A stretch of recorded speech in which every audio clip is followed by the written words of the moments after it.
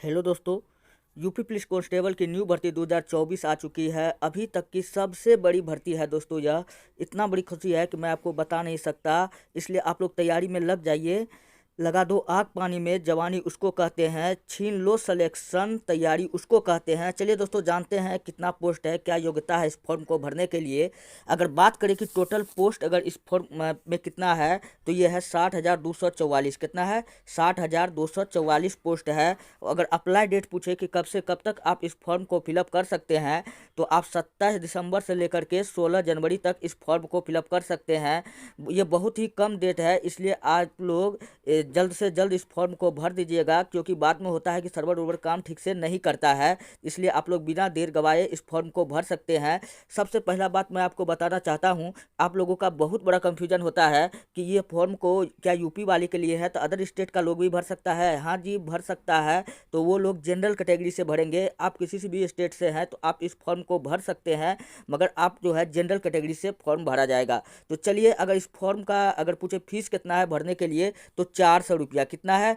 400 रुपया फीस है। अगर एज लिमिट का बात करें तो 1 जुलाई 2023 से, अगर स्पष्ट शब्दों में मैं कहूँ तो मैं आपको बता दूं कि जो जनरल है, जनरल में जो मेल है वो 18 से 22 साल के जो आयु पूरा कर चुके हैं वो लोग भर सकते हैं। मिनिमम एज 18 साल और मैक्सिमम 22 साल। वही जनरल में जो महिला है, मिनिमम एज 18 साल, मैक्सिमम उनका 25 साल तक का जो आयु पूरा कर चुका है। 25 से ज़्यादा वाला का नहीं होगा। तो इतना आयु आप लोग ध्यान में रखिएगा। और थोड़ा सा रिलैक्सेशन दिया गया है, एज में छूट दिया गया है। तो एज में छूट किसको दिया गया है? ओबीसी को दिया गया है, एससी एसटी को दिया गया है। कितना दिया है? तो 5 साल दिया गया है।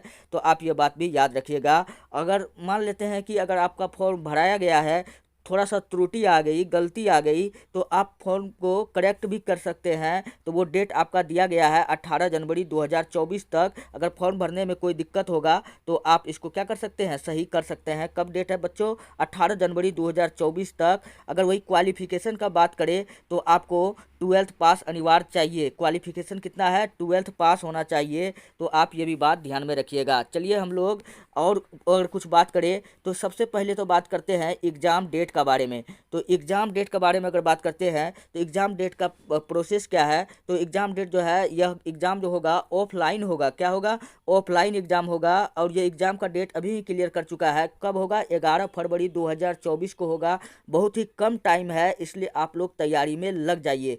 अब इसका सिलेक्शन प्रोसेस का अगर वही बात करें तो सिलेक्शन प्रोसेस जो इसका है, तो रिटेन एग्ज़ाम होगा और फिजिकल भी होगा, मेडिकल भी होगा, डीबी भी होगा। तो ये सब प्रोसेस है जो आपको करना होगा। चलिए, और सैलरी की अगर बात करें तो सैलरी जो है 5200 से लेकर के 20,000 तक ग्रेड पे। अगर स्पष्ट शब्दों में मैं कहूँ तो आपका जो सैलरी आपको जो मिलने वाला है वो 28,000 से, प्रथम महीना जो आपको है वो 28,000 मिलेगा। उसके बाद में जो जो साल लगता जाएगा, उसके बाद में आपका सैलरी बढ़ता जाएगा। 28,000 से 30,000 के अंदर में आएगा।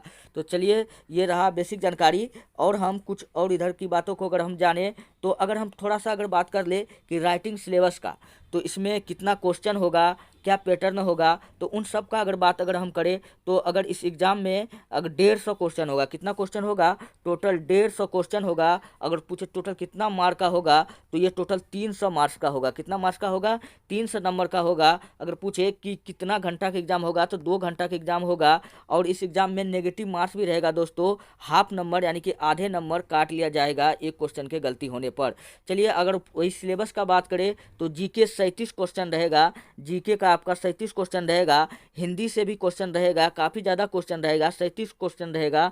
और रीजनिंग रीजनिंग का बात करें तो रीजनिंग में 55 क्वेश्चन रहेगा। हालांकि कुछ क्वेश्चन रीजनिंग का मैथ के जैसा आता है, तो मैथ का ओनली फॉर 21 रहेगा, लेकिन रीजनिंग का ज़्यादा रहेगा। इसलिए आप लोग रीजनिंग, जीके जीएस और हिंदी पर काफ़ी ज़्यादा पकड़ बनाए और अच्छे से तैयारी करें, लग जाइए।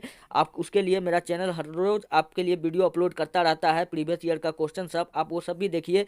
तो चलिए, फिलहाल हम लोग आगे बढ़ते हैं और कुछ फिजिकल फिजिकल का अगर बात करें तो फिजिकल में इसमें कुछ चीज़ दिया हुआ है। तो अगर हाइट का बात पूछे, अगर मेल है तो उनका हाइट 167 सेंटीमीटर है, मेल के लिए 167 सेंटीमीटर है। अगर महिला के लिए कितना है, 152 सेंटीमीटर है। कितना है, 152 सेंटीमीटर है। अगर वो SC ST से बिलोंग्स करती है तो उसका कितना है, 147 सेंटीमीटर है। अगर वजन पूछे महिला के लिए कितना है तो मिनिमम 40 kg है। कितना है, 40 kg से मिनिमम है। तो आप ये भी बात ध्यान में रखिएगा। अगर चेस्ट पूछे मेल के लिए कितना है, 79 से 84 सेंटीमीटर के आसपास में है। और रनिंग 4.8 किलोमीटर से 4.8 किलोमीटर लगभग 25 मिनट में तय करना होगा। वही महिला का अगर बात करें तो महिला जो है 2.4 किलोमीटर यानी कि 2.4 किलोमीटर आपको 24 मिनट में तय करना होगा। तो ये इतना था इसका प्रोसेसन था। चलिए अब कैटेगरी वाइज थोड़ा हम लोग पोस्ट को भी देखते हैं। अगर कैटेगरी वाइज पोस्ट का बात करें तो जनरल में जो टोटल पोस्ट है 24,102 पोस्ट है। काफ़ी बड़ा पोस्ट है क्योंकि उत्तर प्रदेश बहुत बड़ा राज्य है। बिहार में भी आया था लेकिन इतना पोस्ट नहीं था क्योंकि बिहार से ज़्यादा बड़ा है उत्तर प्रदेश में, इसलिए दुगुना वैकेंसी है यहाँ पर। वही EVS का बात करें तो EWS का बात करें तो ये 6,024 पोस्ट है।